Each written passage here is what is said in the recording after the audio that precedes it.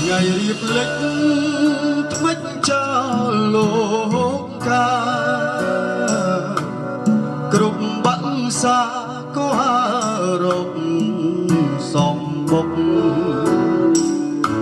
នោមចិត្តរលឹកនឹកពុកម៉ែស្រែស្រុកពេលថ្មនេះគង់សំគុករងចាំជួបមុខបុតដីត្រង់ដីថ្មីចិត្តបងអីចង់ល្បីឈ្មោះចិត្តមុតមុះចង់មានឈ្មោះជាតារាលំបាក់លំបិនអត់ទ្រាំមិនវាចាបងនំសងវាស្នាមិត្តស្ដីថាលក់លើមុនឃ្លាតពីផ្ទះមិត្តស្ដីថាស្ទើរក្រំទ្រូងជីវិតសិល្បៈមិនទៀងទាត់ឈឺចាប់ក្នុងទ្រូងមិនស្បើ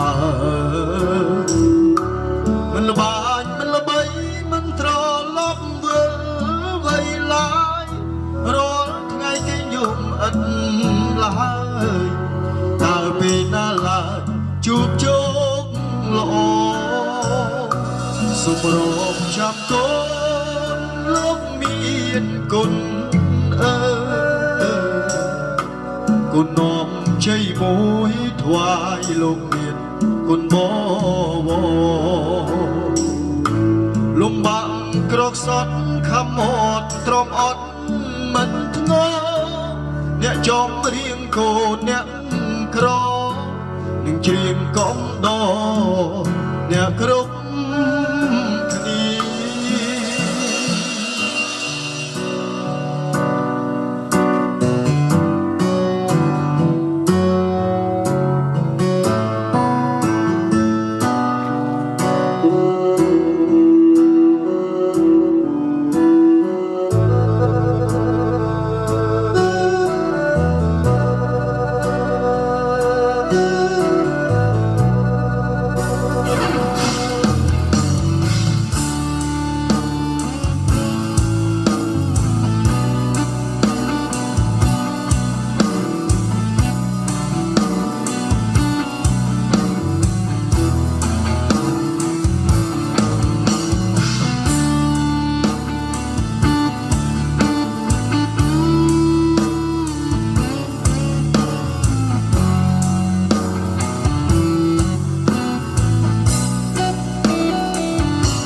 មុនឃ្លាតពីផ្ទះ